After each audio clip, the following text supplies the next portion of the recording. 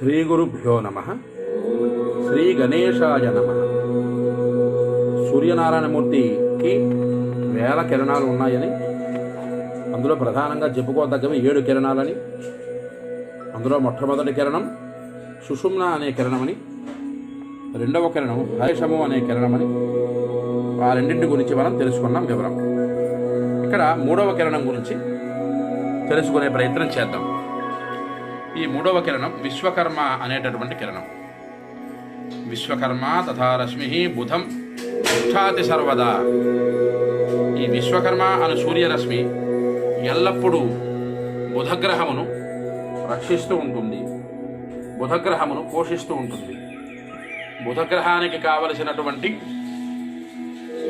సూర్యరశ్మి ఈ కిరణం ద్వారా ఆ బుధగ్రహానికి ప్రసరింపజేయబడుతుంది.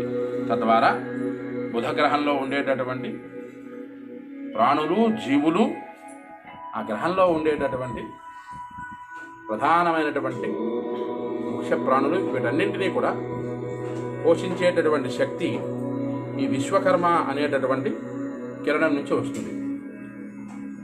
అంచేత ఈ సప్త కిరణాలు కూడా 7 గ్రహాలని పోషిస్తాయి. కింద 7 లోకాలు, పైన 7 లోకాలు కూడా పోషించేటటువంటి శక్తి సూర్యనారాయణమూర్తికి ఉన్నది.